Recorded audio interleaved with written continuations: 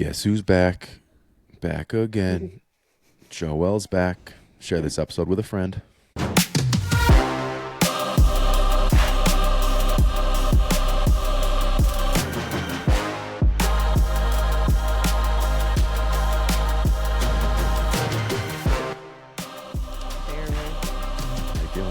Jelly roll song that's like, I'm not okay. I'm barely hanging on. That's me right now. Did you get hit last Friday? Did it start for you? I know that Sloan came home last Friday. So if you remember last week, I was like really raspy, but I was like, no, but I feel fine. I just feel like a little bit of tightness in my chest. I don't know if that was the start of it. And my body was just kind of like fighting it those few days. And then when Sloan got hit, 2 days after that is when I started fevering. So I don't know if that like lead up of like me having a raspy voice and like some chest tightness was like the flu festering and like starting. If that's the case, I'm on like day 15 of this. But yeah, 3-year-old brought home the flu last Friday. And by Sunday, the house was down. Actually, minus Reese. She was the last man standing. And then she got hit. She had fevers for like 2 days, and then she was fine. So the babies fared the best of us. The adults got rocked. Well, they've been sick enough from a young age that you would think their immune system is rock solid. You'd think 32 years would give me some little bit of immunity. Apparently not. Not when you're a daycare mom. Didn't they sent home a letter that said flu was going around, right? Yeah, her whole class she's got a class of like 15. The teacher said there were only 4 kids in. The whole class got taken out pretty much. And the teacher got taken out too. Wow. She was out all last week. Yeah. Insanity. Well, welcome back. We missed you. Thanks. It wasn't the same without you in our episode last week. Which one? We filmed 2 and 1 got posted.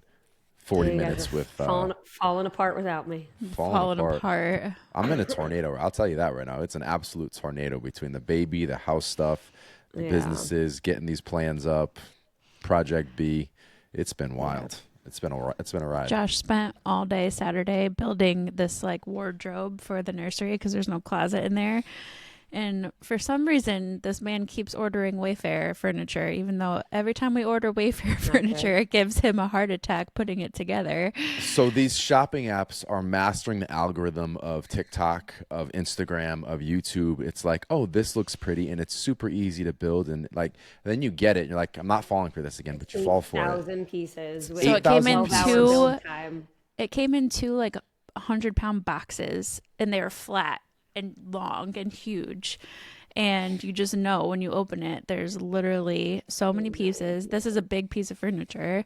So that's been it gave me high blood pressure listening to him put it together over the weekend. Like you could follow through it, but it doesn't give you like the specific details like in the part. So like I'll find the part, but it has to go a specific way. I built this whole thing, and as I'm building it, I'm like, this shelf bracket isn't on the right way. Like I know that it's not on the right way. It's opening into the compartment, not out of the compartment. But I'm like, this is exactly how they showed it. So I put it all together and I stand it up. I'm like, this is absolutely wrong. So I had to find a video, watch the video in slow motion, and it's a quick clip. So slow motion, pause it, figure out, because I was missing a part too. That was what was really throwing me for a loop. You had to take this bracket, extend it, push a button, and pull it off, and that was your second piece. So I had to like line it up, wedge myself into the cavity, actually take screws out like when it was already supposed to be put together, pull it all apart, and then fix it. And I'm just like, this is such a waste of time.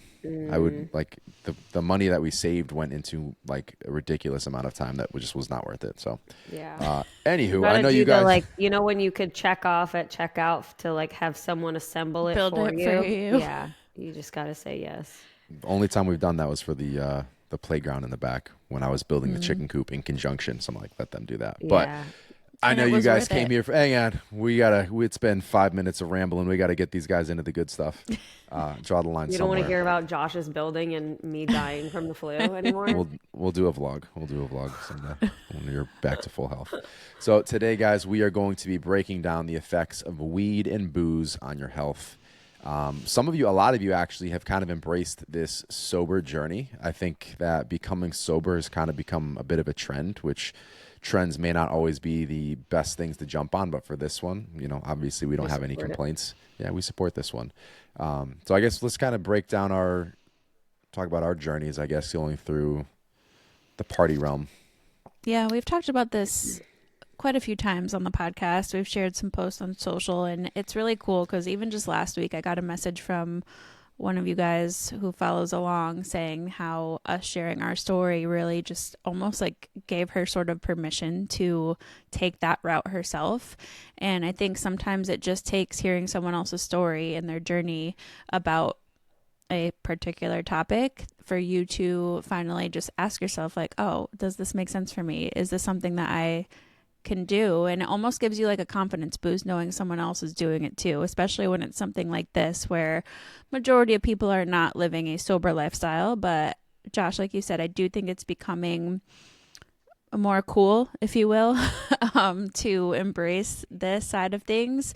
I am glad we're going to dive into the whole weed/marijuana side of things, because that is a question that I get when I say like we're alcohol free. People ask like, oh, do you smoke weed like in place of that? What'd you replace that with? Yeah, so I'm glad we're going to be touching on that. But a little bit of meth on the weekends. What's the balance? No, we are completely sober in all areas.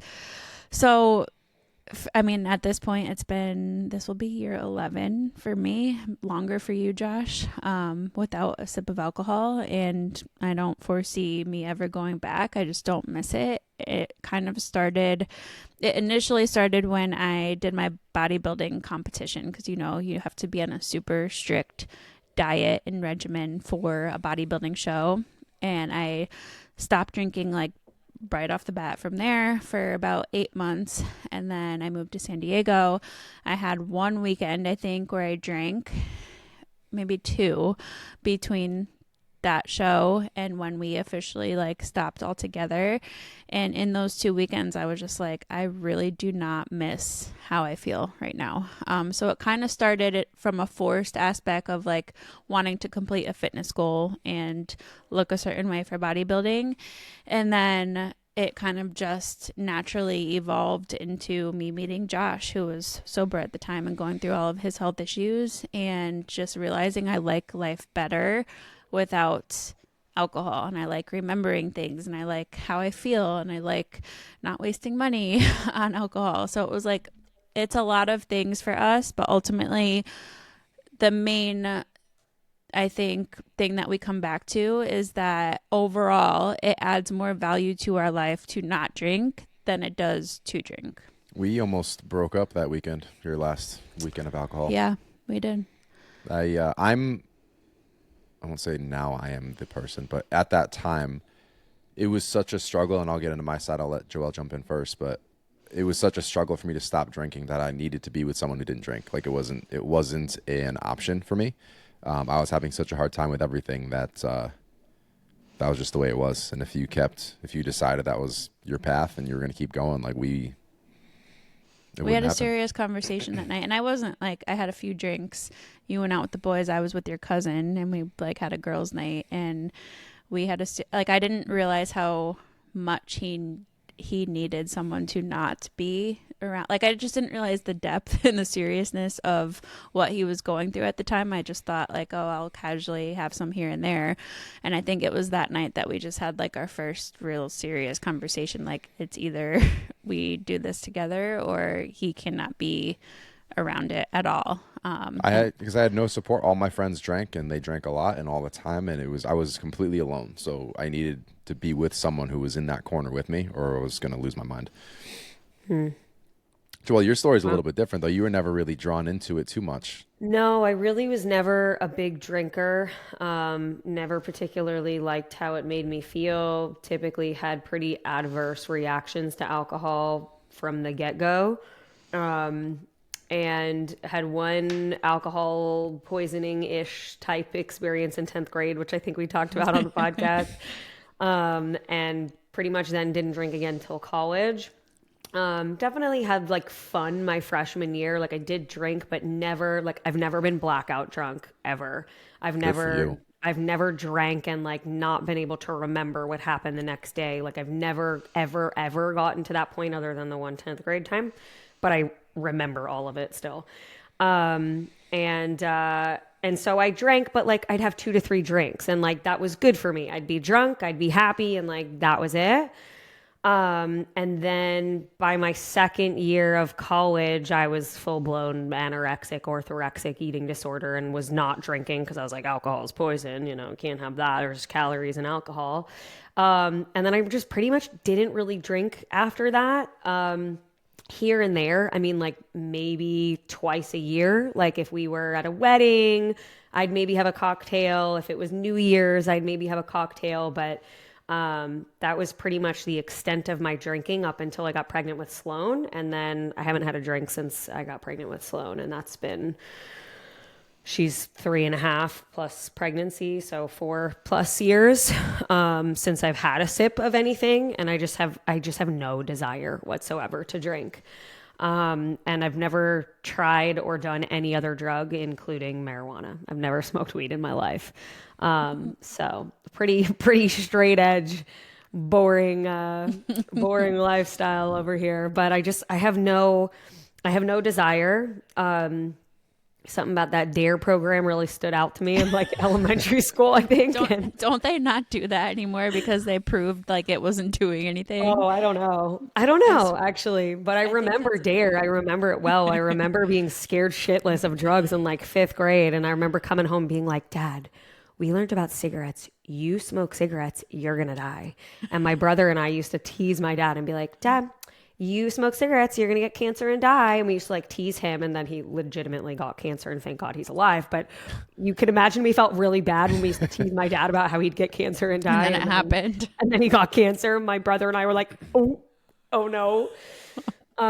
So anyway, I do think that my dad smoking cigarettes when I was a kid, I hated the smell. I hated it, like being on my clothes when I got to school. I hated if I was in the car and he was smoking and like I smelt like it. And I just remember learning how bad it was, not just in the DARE program, but like high school, middle school health class and like drug education. And I think it just made me never have any interest in smoking anything because it was just, I knew what cigarettes could do from a cancer causing realm. And I just hated the smell and everything associated with it. That it just, smoking weed was like all the same to me. Like it was like, it was still smoking. You'd still be putting something in your lungs. I didn't like the smell of it. I know that weed and cigarettes are very, very different, chemically, but it never appealed to me. It was just like smoking cigarettes to me. It was just something I never, ever had any interest in. Yeah, so. I was kind of a pothead, if I'm being honest. Really? Yep. Sorry, Mom, if you're listening. Well, she knows. She's always listening. She knows. She found all the things. I was your typical like teenager who got to high school, wanted to get in with the cool kids, and like just basically was peer pressured into everything and just thought I was invincible and did it. And that continued. I continued to smoke weed through college. I smoked a good amount of weed. No interest in doing it now, but it was kind of just like a social thing for me. Like if I wasn't drinking, I was smoking. And luckily, was that okay with Josh? She wasn't smoking. I stopped. Yeah, no, I stopped way before I met him. Gotcha. That's why if we met in college, we would hate each other for sure. We would not be together right now. That has nothing to do with you being the only one who smoked or drank. That was just no. I know. I'm just saying, people. Like if we as people met in college, we would not be here right now. Absolutely not. So for those who are brand new, similar group, like some overlap in our friend group in college, but never hung out in person in college. Never hung out. Did you know of each other in college? We were like Facebook friends, but like that's it. Oh, okay. Yeah, she was Like living. cross paths, but never She like was hung living out. with a group of my friends. Like I was at the house frequently. We just We literally never crossed paths ever. everything happens for a So reason. weird. That's you gotta believe in that shit. So weird. Yeah.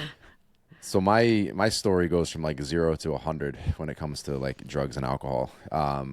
Not really scared because of dare, like your kind of perspective, Joel, but just totally against it.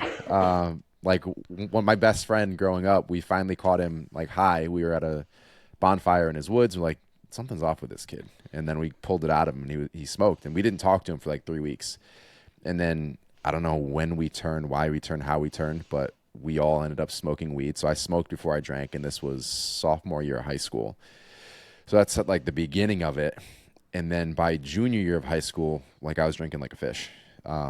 That more so like just on the weekends. And then into college, like you said, you never blacked out. Like every time I drank, I blacked out. It would be a bottle of vodka would be the warm up. I would have a 30 rack to myself. Like if it was just the bottle of vodka, it would also be in conjunction with a 30 rack for the rest of the day. I could put down a handle of vodka by myself. Like I say this sarcastically, but it was probably true. I drank more in 4 years than most people do in their entire lives. And I have no doubt that's how I ended up at Barrett's esophagus. I put myself in that position. I melted my insides, had nothing to do with like genetic GERD, like gastrointestinal reflux disease. Like it wasn't, I literally melted my insides because I would be blackout drunk up until 3 o'clock in the morning, wake up at 5 o'clock in the morning, pop the max dose of Jack 3D, and either go to work or go work out at like 5:30, sometimes 4 o'clock in the morning, still drunk, but on my pre-workout. So all of the things. And when I stopped drinking, it wasn't because I wanted to. I literally, in the early stages of Barrett's esophagus, I had heart attack symptoms almost every day for 2 hours. Difficulty breathing, chest tightness, like that morphing into a panic attack. And then if I tried to drink through it, which I did for my last spring break in college, I tried to drink through it, ended up in the ER. They gave me a GI cocktail, which is basically Novocaine for your esophagus, so it stops the spasming. And I used that as a tool to continue drinking for the rest of the trip. Like that's where my mindset was, and that's how I lived through this initial period until I stopped getting drunk. Like I would take a few shots, and all it would do was immediately trigger those symptoms. I did not feel drunk. I would just start having crazy anxiety. So like my issue with being around people who drank, and initially I just wasn't around them. I stayed home. But like going into this relationship, I needed someone who I did not have to be around that at all with. Like that was my safe zone, because I wouldn't have gotten back into drinking, but I just would have been miserable being around it.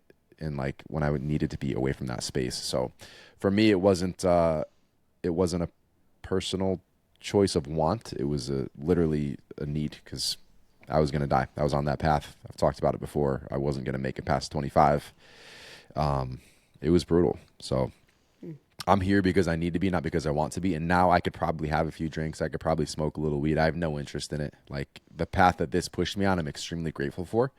I'm able to get so much more enjoyment from this path of like meditation and mindfulness. And just like when we first moved into this house, I joked about we planted 60 trees the first weekend around the border to try to get these things to grow. And I would joke about, like, as I was adopting this mindfulness practice, like I get as much enjoyment from like looking at the trees and like appreciating the work that went into them and like seeing where they're going to be in 20 years as I would like going to play a pickup game of basketball. Like that's where I've kind of evolved to, being able to sit back and just watch the kids run around. Like I don't need that external stimulus anymore. So I'm grateful for the shit that I went through, because it pushed me into this direction. Yeah, that's kind of, those are our stories, and then we'll kind of break down what's actually happening. So for those of you who are on the fence, like know that it is now a little more cool to live the sober lifestyle. Obviously, there are some things in some like sober clubs coming out, not like a online club, but like actual lounges and stuff that don't serve alcohol. So it's becoming a trend, which is actually a cool trend to jump on. But for those of you on the fence thinking about it, hopefully you can relate to some of this, and then we'll give you some of the hard stats in regards to how it's affecting your health and your wellness goals. So if we want to jump into the first one, we can talk about the gym, just in a very basic sense. A lot of you guys are hitting the gym and you want to focus on improving in those areas. So for those of you, even casual drinkers who are curious, okay, how is smoking a little bit? How is alcohol, playing a role in this? How is it affecting it? But when it comes to muscle recovery, alcohol reduces muscle protein synthesis by up to 37%, meaning a lot of that hard work isn't being capitalized upon. When it comes to hormones, one night of moderate to heavy drinking can lower testosterone up to 23%, which can obviously over time lead to muscle loss, fat gain, lower energy levels. As far as marijuana, THC, which is the psychoactive compound within weed, affects coordination reaction time for up to 24 hours. So even after you sober up, you're still being impacted by this. And then even in regards to like just general dehydration, both of those things do lead to increased dehydration, making injuries and soreness even worse. Just from a anecdotal application, like I just kind of talked about, I would be drunk, just staying up drinking all night and going right to the gym, kind of masking that a little bit with the pre-workouts. But you can tell, like, you wake up, you feel horrible. I never had hangovers, which was the ironic part out of all this. Like, I could drink all that and wake up and like, oh, I'm Superman, hooray for me. But performance sucked. Body composition wasn't as ideal as it should have been. And it all started with everything we did, not even just like that last night, but the last day, that overlap. Everything is impacted. And people think, oh, if I'm drinking once or twice, well, by the time you recover from that once or twice throughout the week, you're just starting to not be impacted, and then you start over again. Yeah, I think when I was at my peak of drinking, I was also at my peak of like starting to run. And that's when I started doing the half marathons 10 years ago, 10 plus years ago. And it also really contributed to just a poor relationship with food and alcohol and running, from the aspect of I did wake up hungover often and it was a terrible feeling, but I would use running to like go run it off and sweat it out and like burn the calories, and then like restrict food the whole next day after running 10 miles and then go out drinking that night again. And it was just like this endless cycle of wanting to burn it off and do all the cardio and sweat it all out, and then just continuing to drink more and eat like crap. So I think it can also, for a lot of people, women especially, we see this all the time, is just contribute to that negative cycle when it comes to your relationship with food and just calories and just how you feel. Like you just feel terrible. And sometimes I wonder, like, how did I survive that phase of my life? Because I think I would drink like maybe a Poland Spring water bottle for the whole day and then like not eat anything of substance, and then I would go out and just get hammered. It's like, how did I survive that? But here we are. But even to relate that more, like this is obviously college stories, and we're a decade beyond our period of drinking. But to relate that back to like modern day, as parents, as adults, as busy people, you go do those things and you have all these other goals, it's essentially a wash, because that's probably not the only thing that's affecting you negatively. Sleep is probably poor. You're probably not managing stress very well. So all these things add up, and you're wondering why results aren't, moving in the right direction. It's because you stacked all these cards against you, and your hour a day, 6 days a week in the gym is essentially just evening that out. At best, a lot of times people are, slowly getting worse over time. But if your frustration is that you're just maintaining, all the work that you are putting in is very likely just, again, evening the table in regards to something like drinking and smoking. I think what's interesting to reflect upon, and this is something that always kind of occurred to me when I was younger, like I very much view drug or alcohol use as a way to self-medicate. Like if you are smoking and drinking regularly, I would typically assume that that is an escape for you in some capacity, that is a coping strategy in some capacity. When you're a kid, I don't know that it's as much of a coping skill, because you're likely just like, you want to have fun, you're just hanging out with friends. It probably doesn't feel like an escape necessarily. It's a community aspect, honestly. Yeah, like there's a social aspect of it. And not that there's not a social aspect of it when you're an adult, but when you are an adult, if you are regularly indulging in those things, my first go-to is about escaping reality, coping strategies, not having the best coping strategies. And it's interesting to me because there are some people in the health and fitness space, some very well-known bodybuilders, power lifters, who very openly talk about like regularly smoking weed, and that they like smoke weed before they hit the gym. And it's so interesting to me how some of that has become so normalized. Like, I think that drinking, people are starting to wake up to like, oh, this isn't very good for us. And like, I think we're seeing more of that sober wave. But I do just like you said a couple episodes ago, most people don't realize that it was a carcinogen. Yes. It was cancer causing. Right. Now some people are like, oh, I didn't realize it was that bad. But is that person going to up and stop drinking versus replace that with something else? Like we mentioned in the beginning of the episode, like, is that person then going to say, okay, well, I'll smoke weed then instead? And is that really the exchange we're looking for versus having a better coping strategy that is reading or, meditating or going for the walk or getting the training session in? But it's very interesting to me when I see grown adults, especially in the health and fitness space, who talk about, flaunt about, show about them like smoking a blunt and then going to hit a leg day. And I'm just like, it feels so odd to me. And I don't mean to say that in a judgy way. It's just like, you're obviously someone who cares about your health and fitness. And then there's also that habit. I don't know. There's a disconnect for me. Well, what a lot of people aren't even looking at, real quick, I'll jump in. You can people are like, oh, this person's jacked and they're doing all these things. Well, they're also not natural. They're also self-medicating with an injection into their butt crack, every other day, or what? Not the butt crack, butt cheek. So you're,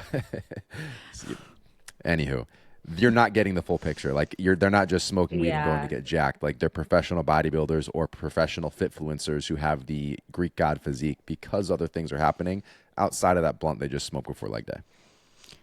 Yeah. Some thoughts here, and I rewinding for a second, I think what you said, Joelle, about like in college and the social side of things versus like it being a coping mechanism. For me, oftentimes though, it was also still a coping mechanism. Like if I think back, like, yeah, it was social for sure, but there were many days where we would be like, oh, we flunked this test, let's go get hammered, or oh, this guy's pissing me off, let's go have a girls' night and get drunk. Like we would kind of use that to cope with whatever stress was going on in our lives. And obviously it was not comparable. I mean, it's different stress, comparing adult stress to like college kid stress, but it was still stress, and it was still just the way we chose to cope with like a shitty day at school or whatever was going on. So that side, but maybe we'll dive into this, Josh. I'm not sure what you have to share about weed. A lot of people just bring up the benefits of weed and how it's more of a natural substance, and you can't really compare it to alcohol because it's not a true toxin.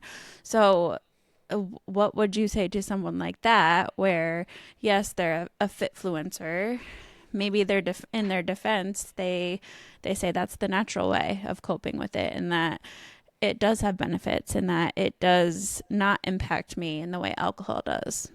Coke is natural. Should we do that? I just don't think that there's anything natural about self-medicating as a coping strategy.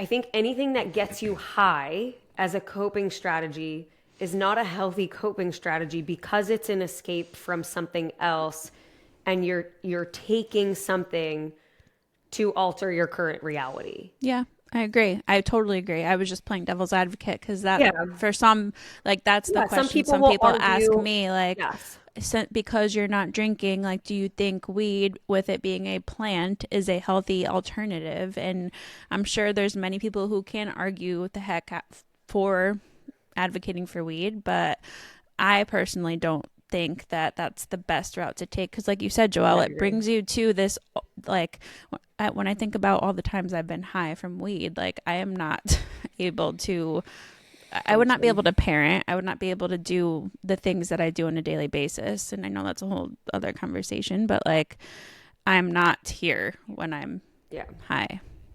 No, and I would say, is it an alternative? Sure. Is it a healthy alternative? No, it's not a healthy alternative, but it's an alternative. And if we want to go apples to apples, and you're talking about regular drinking and then maybe the swap was smoking like one night a week on the weekends, I think there's probably less negative things that happen in that scenario. Yeah. But it's still not a swap. Like you shouldn't need a swap. If it's there, if that is the swap, then whatever, but you shouldn't need the swap. I think that's kind of taking it to a different dimension that isn't really accurate, or it's not beneficial in any way, shape, or form, to be honest. One quick thing I do want to hit on, because you did a good job balancing like coping versus community, Joelle. And I was talking to Alessandra a couple of years ago, like I'm kind of craving like something. And I think part of that was, drink. And I'm like, part of that. Friends, like, I was saying. Friends, yeah. Kind of craving something, friends. Kind of craving friends. It's weird. We should, what we should do? Let's trick these guys in emerging businesses so they have to be friends with us forever. I'm like, the only thing I miss about drinking really was the community aspect. And like, looking back at that now, and this is only a few years ago, but I no longer miss that component, because like, even just like, no, we're not out with friends nearly as much, or but I think that's just being a parent in general. It is. Yeah. But just, from it, that's kind of to circle back, like just going outside, picking up the mail, and like seeing the neighbors, like our next door neighbors. Kai loves them. We love the whole family. And like, we'll just randomly we'll be in the street for an hour and a half having a conversation. And like, I don't need alcohol to do that. And I enjoy that just as much.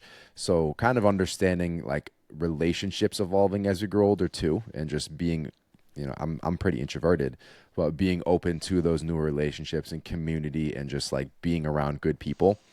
I no longer miss the community aspect of alcohol, because I realize you don't need it to have those kinds of interactions. So I think that's the biggest struggle for a lot of people when they are toying with the idea of giving up alcohol or massively reducing their intake, is they feel like they're going to lose all their friends, and they assume that most of them. Well, they assume that they're going to lose their entire social side of things, which you might, like Josh just said, like both of us, like you're just, you put yourself in a different place than the place that a lot of those people are in. But my advice here, you will soon find out who your true friends are, and your true friends are not going to judge you for stopping to drink. Your true friends are not going to have a problem with it.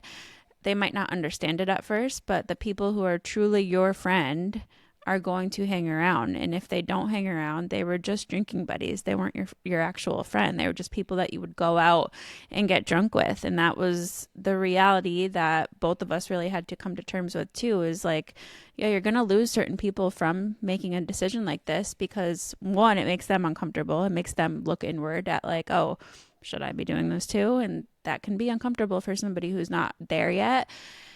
But also like, it just, I don't know, for us, it just put us in a much better position. Like I had tons of friends back then, like so many friends, but they weren't actually people that I would want to hang out with if I wasn't drinking. Like if you took away alcohol and you went out with these people, I would not want to actually be around them. And I think that's a big wake up call in a good way for a lot of people that is initially viewed as like a negative to becoming sober.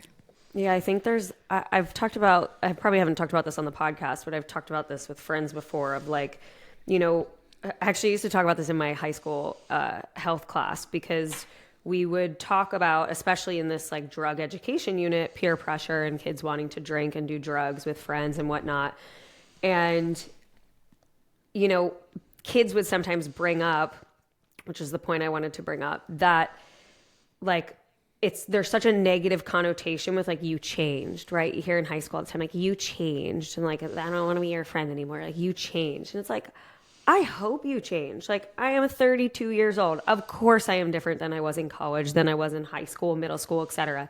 If you haven't changed, there's a problem. Mm-hmm. And so I think it's easy for people to feel scared to necessarily like stop drinking or limit their alcohol, because they're afraid that their friends might feel like they changed, or their friends might feel like, they don't want to hang out with them. And the truth is, you may grow up like beyond your friends. You may outgrow them.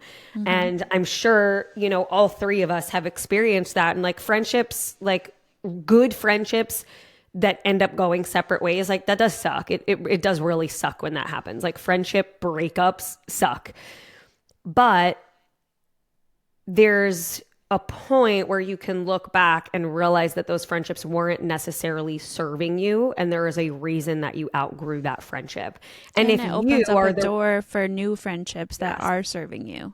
Yes. The friends that I have now, granted, they're pretty much like all through the internet, but have become real life friends. Those friends that I have made now in my 30s, those bonds and those relationships are so much better and so much stronger and so much more authentic. And we have so much more in common because we're not trying to like force the high school relationship that we once had, that we're just like grandfathered into staying friends, even though like we don't really have the same beliefs, we don't really have the same values, we don't really have the same hobbies anymore. It's like, not saying that your friends can't have different hobbies than you and stuff like that, but my point is, you might outgrow some people, and like that's not necessarily a bad thing. Like that has such a bad connotation of like you changed, like I outgrew someone or whatever. Like that's a good thing. I hope for all of you listening that you outgrow people. That is a really good sign. Well, the really tough part, this is something we saw a lot when we were still coaching, and I know our team still deals with this a lot, is like you get that negative pushback, whether it's alcohol, whether it's starting your journey in general. Anytime you do something that's going to make you a better version of yourself, people will put that down because they're not ready to make those changes. They're afraid of you evolving beyond them, for lack of it, like not making you a better person, but you're making changes they don't want to make. And that's natural, and you're going to be able to, you know, kind of prune the friend group to do that. But what gets even more challenging is when that's within your own household, whether it's parents, whether it's spouses, boyfriend, girlfriend, whatever it is. And we've dealt with this a lot. We've seen some terrible things play out, unfortunately. But when you realize that support system isn't there, whether you're both drinking, whether you're both not drinking, whether it's one and one, there have been scenarios when one person said, I need to do this. They got into coaching, they make a couple changes, and like half of their check-in or their entire check-in on the weekly basis is, I am getting no support. I'm getting all this pushback, people asking questions, like the spouse, well, you're not doing, like, well, nothing's changing. Why are you still paying for this? Blah, blah, blah. When amazing, like this wasn't just being like biased, like they were having incredible progress. Every single week we're seeing great things happen. Body composition's improving, and they're getting this negative pull from their spouse. Like in that scenario, it can be one of the most difficult pieces to navigate in all of this. By the same token, I think we've also seen a lot of instances where clients are obviously different. If like you're married and you have kids, you can't just like up and leave or like up and get rid of those people necessarily, at least not very easily. But I know that we've had instances where clients who are maybe, you know, they come in, they're regular drinkers, they eat out a ton. They, you know, I could think about, we had a client who, you know, used to drink a ton. She was a server, and a bartender, and was always kind of in that group of people and like drinking a lot. And it was, you know, a lot of drinking, drugs, whatever. And she got like further and further into her coaching journey with us, and eventually like left that job, started running, started exercising, stopped drinking, and was like, oh my gosh, I don't have any of those same friends anymore. I didn't realize how toxic that work environment was. And so I started realizing like my worth, like during my coaching experience, of like what it felt like to take care of myself, and what it felt like, and what it meant to take care of myself, and what it meant to be around supportive people. And like, we have seen people completely change the trajectory of their life through, like, I don't want to be like because of our coaching, but like because of the actions that were taken during their coaching that made them realize like, wow, I'm not surrounded by supportive people. My environment is not one that's very aligned with my goals. My job isn't very aligned with my values. My behaviors aren't very aligned with my, you know, goal outcomes. And I think that it's not uncommon that people sometimes wake up to their reality during a coaching experience, because there's so much self-reflection that is happening in those client check-ins or those coach client check-ins where, you know, coach is asking things in their check-in, coach is following up, coach is like reading between the lines of what they're writing. And I think a lot of times it, for the first time, their coaching experience might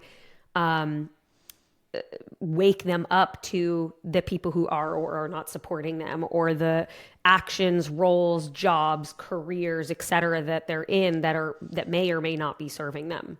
I think that's a great point too, to show that sometimes you just need one person in your corner. Like, you don't need a whole clan of people who aren't there for the right reasons. If you just have that one person in your ear and giving you that support, that can make such a big difference in how you get from point A to where you want to be at point B. So I think I'm glad you shared that story, Joelle, because I think it just goes to show, even if you are in a toxic environment and don't have any support, any good coach, not just at Evolution, any good coach out there can completely transform that for you.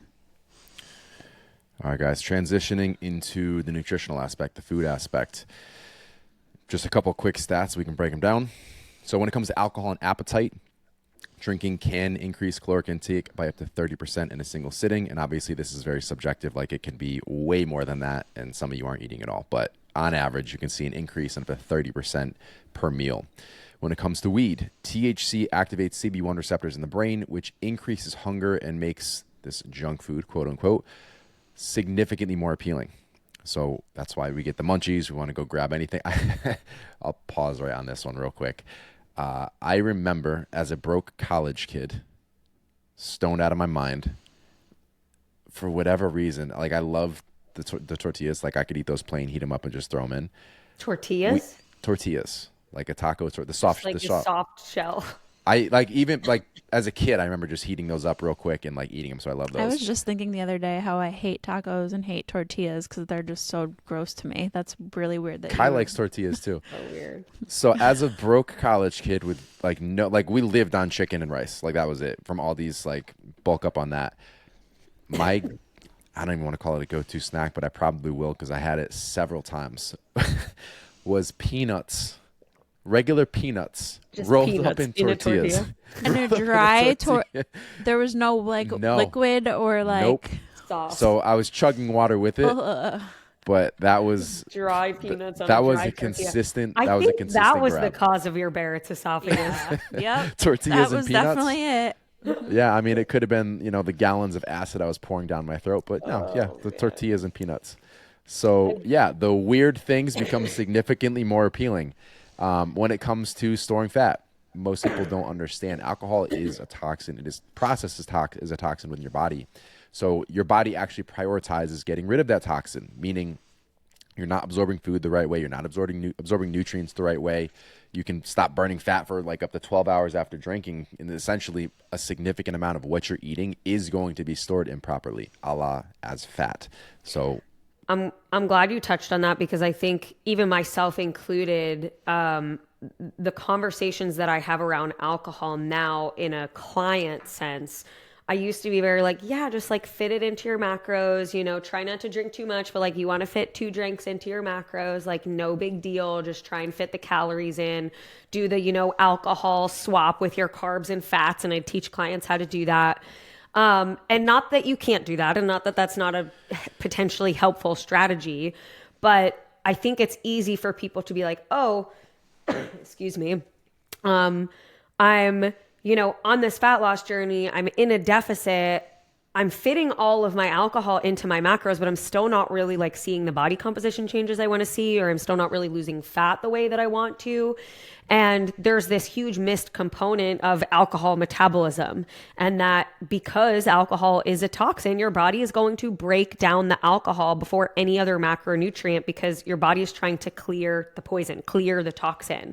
And so the body's main goal once there's alcohol in the system is really to get rid of the alcohol, metabolize the alcohol. So metabolizing the carbs and the fats and the proteins no longer is priority.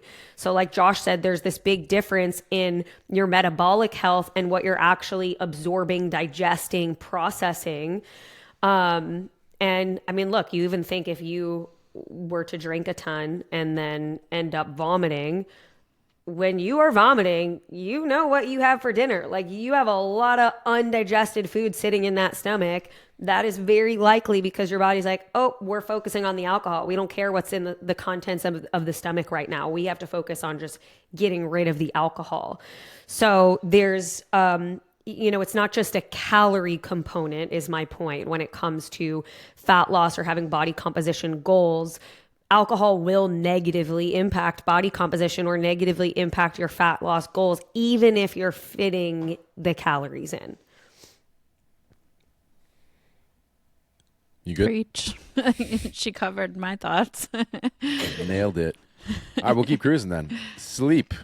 Alcohol, weed, and sleep. And this is one that people think, oh, I drink, I smoke, I go right to bed, I love it. It helps me unwind. Well, here's the thing. It actually doesn't. So alcohol and sleep. Drinking before bed reduces REM sleep by up to 25%. This is going to lead to poor recovery and brain fog. Weed and sleep. THC can make you drowsy, but long-term use also reduces deep sleep and increases waking up throughout the night. Memory and cognitive decline. Chronic weed use is linked to a 10% drop in IQ points over time. You don't say. You feel a little bit dumber because you're getting a little bit dumber.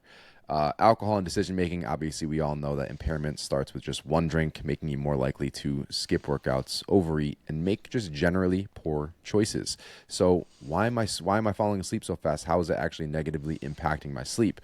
You're not rotating through those sleep cycles, so you're not getting the recovery benefits physically, mentally, and that's why we wake up and don't feel like $1,000,000 after we just slept 12 hours on a bender.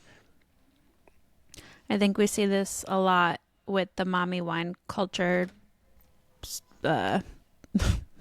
mommy wine culture in general is like, oh, once you put the kids to bed, have that glass of wine, unwind, relax, go to bed yourself. Like, a lot of people do use it to fall asleep, and that is an argument we hear often, but hopefully this just opens your eyes a little bit that while it may feel like it's helping, it's actually not helping.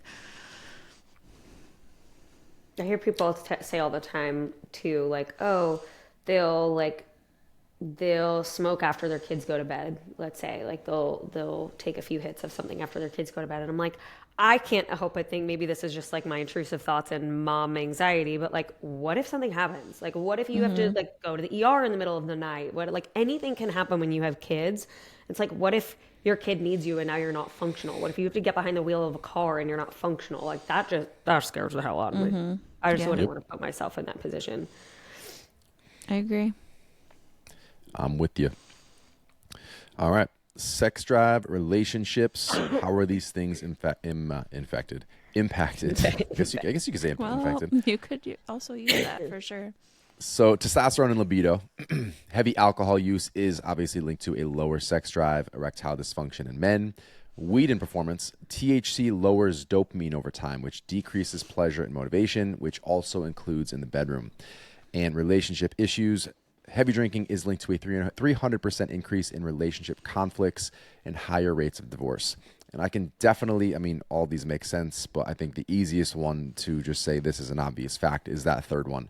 We just tend to make terrible decisions when we are under the influence of anything. So, like, I'm sure they have plenty of stats on cheating, but what are the percentages on cheating while drunk versus cheating while sober? Having affairs, making stupid decisions, like, again, college versus now isn't completely relevant. It might be apples to oranges, but in the same sense, like, how many bad decisions were you making when you were blackout drunk, when you were stoned? You don't really care about anything besides your current and immediate satisfaction. So I think that's one of the things that's helped us so much in our marriage. And I'm sure, Joel, you being sober has had a positive impact with you and Brant. It's less disagreements in general, conflicts, those highly charged arguments, like, those things happen much further and fewer between because alcohol, drugs, those aren't impairing us on a daily basis to put us in a situation where those things are more likely. Yeah. You say college and like college relationships when you're talking about like cheating and stuff, but I think it's very prevalent in marriages too, because I just think on the I'm in like the pregnancy app, like to track my pregnancy, and there's all community forums Oh on there. my So God. like the community forums in there are I go in there just to like for entertainment purposes, like not for advice. Yeah, I used to read them to Brandon, like, listen to this. And Well, yes, all the like These are pregnancy cheating forums? stories. yeah, They're so pregnancy forums that like moms come in to be like my they're husband, I supposed to caught be, like, him on about your kids or, like, OnlyFans, and like I yeah. caught him cheating. I'm 9 months pregnant. Like Would you there's so guys many consider it crazy. cheating if you found your Yes. husband like watching porn and blah blah blah blah blah, like just some real unhinged Yeah, stuff? like he hasn't even looked my way since I started growing this baby, and I saw his OnlyFans charge come through to this girl that he was messaging, and like crazy stories that it's like a reality TV show. Like if you're bored, like just go read some pregnancy forums. But Shit our parents didn't have to deal with, man. but I just bring that up because you say like college, but God. no, it is prevalent It in is adulthood. adults. The cheating thing was correlated across both. I was talking about general conflict decision making, the decisions you're making as a college kid versus now. Yeah, some of those I remember wild. just reading a lot of those and being like, these people are in really dysfunctional relationships. Yeah. And to And like it makes you I wonder feel how bad that like they're going to a random forum to like Yes. bring their problem, like they Right. probably have no one else to bring this problem to, that or like Right. they don't want anyone else to know in their real life, so they come to this Right. random forum with hundreds of with an thousands of other anonymous- women. Right, with an Yeah. anonymous name. It's and really then- sad. I mean, Anyway. you talk about these dysfunctional relationships though, but like it's so easy to correlate if you were sober all the time. And Joel, again, you brought up coping. If you actually have to have conversations rather than like, I'm going to go smoke about, like, I can't do this. I need to drink. I need to go smoke. And you had to confront those, even if they were, more emotionally charged conversations, you're still moving forward versus I have a problem. I'm going to cope with drugs or alcohol. I have another problem. I'm going to cope with drugs or alcohol. And then you have this mountain of problems you haven't worked through. And you have this big blow up. You got the affairs. You got the divorce. You got all these bad things happening because on a little thing by little thing basis, you're just burying those little things to make them become huge things.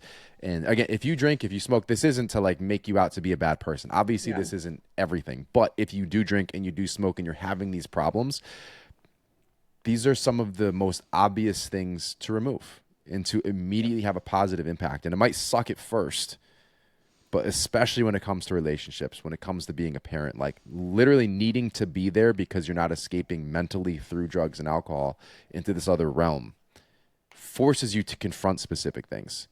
And I honestly think in this journey of gratitude and mindfulness and appreciating the shit that I went through to get here, like I talked about before, in the moment, and this is part of the mindfulness benefit, I would be like, man, if I was still drinking, how would I have handled this differently? If I was still drinking, how would my relationship with my kids be? How much would I have actually improved my anger issues?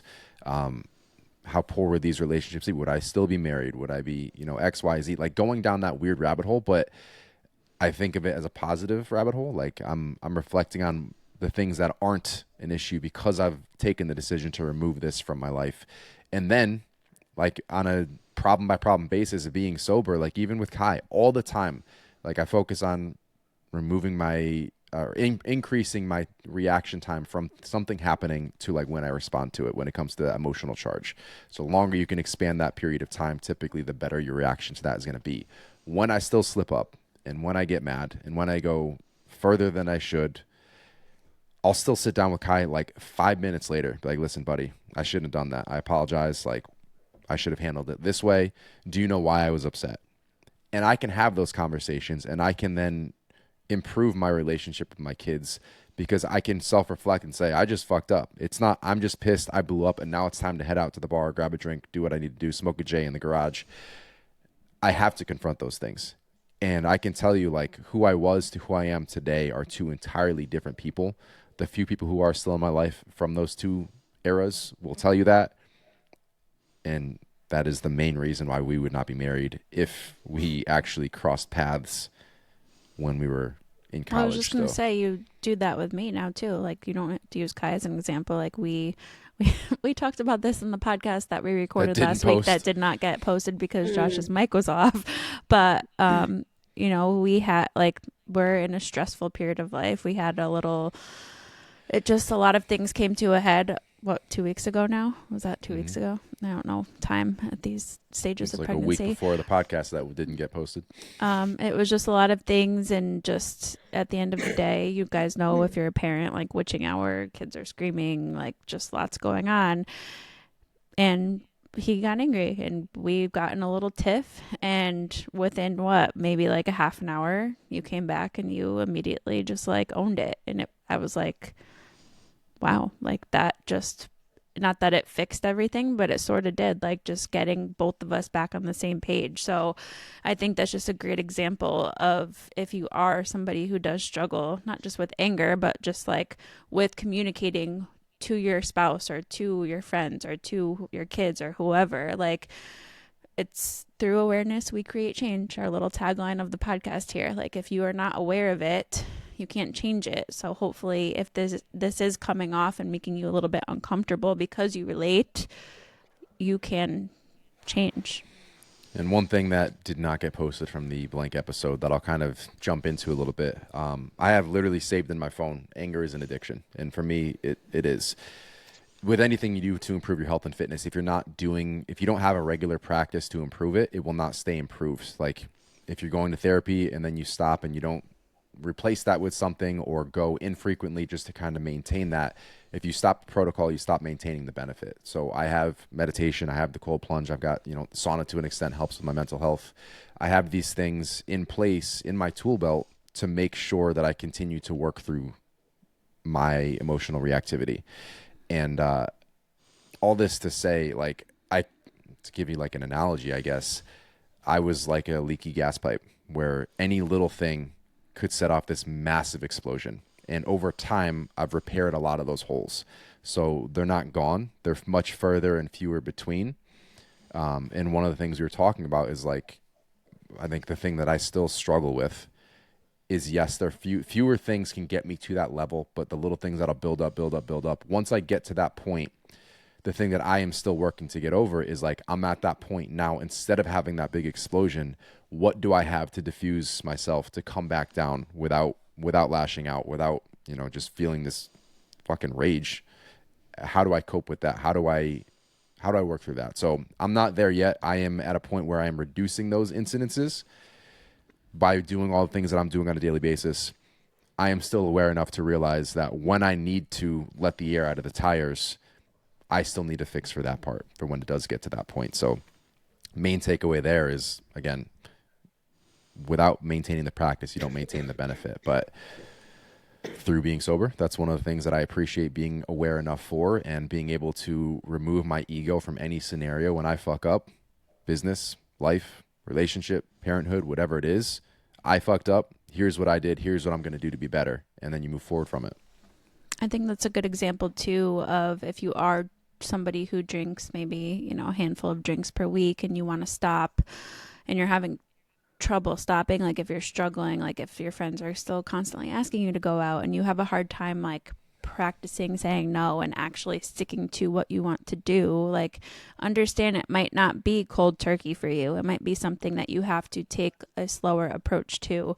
And I think that's something a lot of people get really caught up in. I remember having this conversation with a ton of clients, is that, it might take time to get used to exercising that no, or exercising this thing that you're trying to do and putting it into practice. It's a skill. It truly is a skill. And you can't just expect yourself to just poof, switch your whole life in one day. Like maybe that works for some people and that's great. But for most of you listening, it's not going to be, it's like anything. It's like learning to do a back squat. Like you're not going to show up and do a perfect back squat from day one and lift 200 pounds. Like it's going to take time to build that skill and get better until you get to where you want to be. Amen. Agreed. Now, to give you guys some cold, hard facts about general weed and alcohol and effects on health. When it comes to cancer risk, regular alcohol use increases your cancer risk by 30 to 50%, including liver, breast, and esophageal cancers. I was like, what's liver rest? Liver rest. It's the only cure for fatty liver disease. So again, guys, it's a carcinogen. If you're still in the majority who do not know, causes cancer. Heart disease, 1 drink a day. Oh, but it's moderation. Increases heart disease risk by 16%. Mental health, alcohol abuse increases depression risk by up to 200%. Weed use is also linked to a 5-fold increase in schizophrenia risk for vulnerable populations. All-cause mortality, people who regularly binge drink have a 29% higher risk of premature death. So those are just some general stats, guys, as far as like long-term. I think I would say like this used to be, oh, this is the fluffy, long-term, I'll deal with it later kind of thing. I think a lot of people, especially in our demo, are becoming more cognizant of these things just because longevity is a trend, which again, I appreciate. You're looking to improve health span. You want to live forever. I think it's cool. So long-term stats, like the numbers are ridiculous simply by drinking even moderately. So 1 or 2 drinks is good for you. It's not. Talk about that bell curve. The 0 to 2 are the people with pre-existing conditions who are not drinking. So that's why it looks like a spike. It's not actually good for you in any way, shape, or form. Well, when you say our demo, our age group, we are technically middle-aged according to What'd you just say? According to the average, I think I just saw the stat. I'll have to pull it up to like get the actual numbers, but I think it said like average lifespan is 74 currently. So we are approaching 35. If you're in your 30s right now, you are in the middle there. So when you think about these long-term benefits or long-term risks, we are not that far from the long term. So I don't say this to be like morbid, but like I think a lot of us are still of the mindset like, oh, we're young, and like, yeah, we are young, we're thriving, we're good, but at the same time, it's not as far off as you think, and it only gets faster. You just made this episode so depressing. So come on, we're young guys, but also we're halfway to death. Halfway baked. This is the Boston trip all over again. We went to Boston with her sister and her sister's boyfriend. We took a selfie before a concert and realized how fucking old we are looking at the picture. It was so everything was fine until I saw that, and I'm like, oh my God, how did this happen? We booked our Botox. We got Botox the next week. No, I just wanted to throw that in there though, because I think I wish you didn't. Like in my mind, sometimes I'm like, oh, I'm a teen mom. I wonder if people think I look so young when I go drop my kids off at school. Like, no, like we're normal adults now. So anyway, just throwing that out there. It's a fun fact. Not so fun. Not fun at all, actually. Not so fun fact. A little side tangent. When the electrician was here doing the basement, I think just some lady randomly told him this. He's like, you ever think about why like every day is so much faster as an adult? Like you blink and it's another week, it's another month, it's another year, it flies by. But when you were a kid, like an afternoon from lunch until dinner felt like an eternity. And then this made so much sense. It actually blew my mind a little bit. It's like when you were a kid, 5-6 years old, that amount of time was a significant portion of your life versus now, like we're 30 years old. A year is 1/30th of our entire lives. So like the perspective shift, like that's why it gets faster and faster every single day. But I think kids too are also way more mindful. They're not thinking ahead. Yeah. They're not thinking about the past. They are naturally more mindful and present and living in the moment compared to adults. And I think if that is not another reason for you to practice mindfulness and gratitude and maybe meditation, like that can, living in the moment truly does slow you down. So just wanted to add that in because I think that's true. When Sloan wakes up from a nap and she thinks like it's tomorrow, like she woke up from the nap and now she's like, what are we going to do today? And I'm like, yeah, it's like a whole new day. Yeah, like it's not a different day. And she's we're like, going to finish this day. Yeah, like she sometimes does not realize that she'll be like, Mom, was that a nap or was that night sleep? I'm like, that was just a nap. She'll be like, so we still have to sleep later? I'm like, yeah, we'll still have to sleep later. Kai does that too. It's so funny. In fairness, we do have all the rooms blacked out, so like they don't know if it was actually nighttime. Yeah, that's fair. Yeah, that's true. Sloan had her first dry underwear night last night. Ooh. She had like several nights of dry pull-up. She just wears a pull-up at night.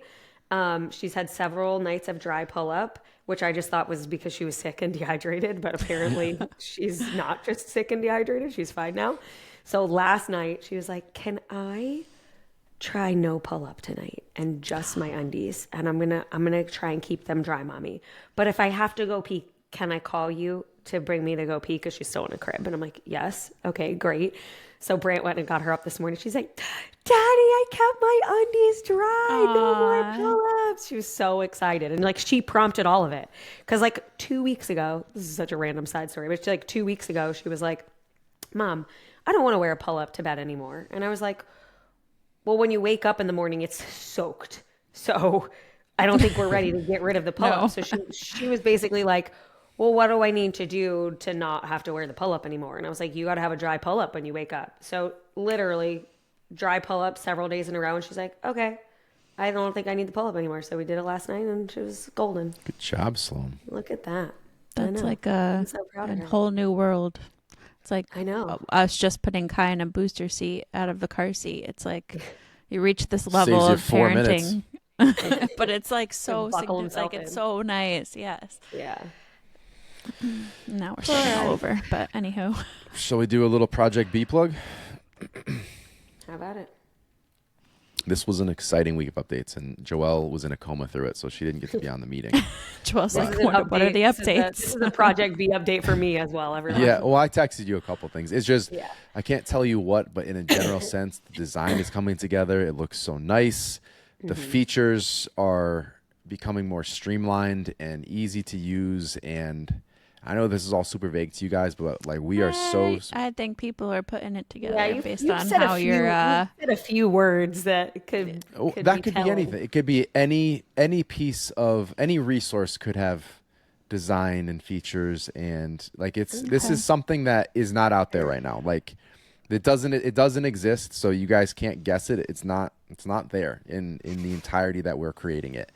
So good luck. But like I know we're vague. I know it's little cloudy updates, but we've put so much time, so many resources into this, and it's gone. Like we wanted to originally launch the first version in January. Obviously, that has not happened, and it's not going to be immediate. But even the first version you guys are going to get and start playing with, I'm hoping that it just changes the game for you guys in so many different facets.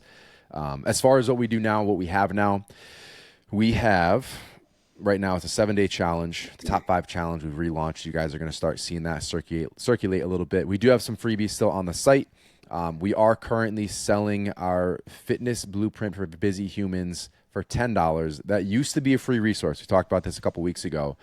People would download it. Like we put a ton of time into this. It's like 40 pages, breaks down the L5 method, how to apply certain protocols to your life that actually fit your life. People would download it, never use it, which is kind of the concept with free, especially when it's like a longer term free. So we now charge $10 for it specifically so you use it. So you can start with the top 5 challenge, then graduate to that $10 ebook that breaks down what we do and how we do it, and you can utilize that for yourself. And people don't realize, like the podcast, the social media content, the YouTube videos, the free resources, like we genuinely hope these help you change your life. And if you don't need to ever work with us in any capacity down the road, then like we still did our job. We're still happy about that. Our hope is like we can put out so many tools to you guys that you can use for free. If you ever need some guidance, if you ever need the training app, if you ever need coaching, if a friend, a family member ever needs those things, like you just refer us over. Like we're here for you because you saw value from those things. So the next level up obviously is the app. Training programs for every phase of life, 3 days through 6 days, at-home versions, band and bodyweight only versions, full gym versions, and then you get access to everything. So regardless of how things kind of ebb and flow in your life, you can pick a new program at any point in time. And then our premier service is the one-on-one coaching for someone who needs an expert in their corner to navigate all phases of whatever it is that you're going through. And with that in mind, we still apply the L5 method. It's that blueprint, the 5 pillars: training, nutrition, mindset, movement, and habits. But the protocols are specifically based on your life. So we have a bunch of different methods that can work, but based on what you can or want to do right now, what you enjoy, what you have the ability as far as time, those are customized with your coach. So the essence of coaching, having that expert in your corner, is to really shortcut the trial and error of should I do this, should I do that, get some data, try again. Like the coach is going to shortcut that for you. They're going to know what should be most effective, and they're going to fine tune that piece so you can hit the ground running. And then you guys can just work through, the life speed bumps. I haven't been able to be consistent with this because of X, Y, and Z. And then having that relationship with a real human, having those conversations on a regular basis is what gets you over that hump. So those are the main components of what we do, who we are, what we offer, Levolution Coaching. I almost plugged Project B with the name by accident, so I'm going to stop talking. Where can they find you? I'm at Alessandra Skutnik. At Joelle Samantha. At Josh Skutnik. Everything else you need is linked in the show notes.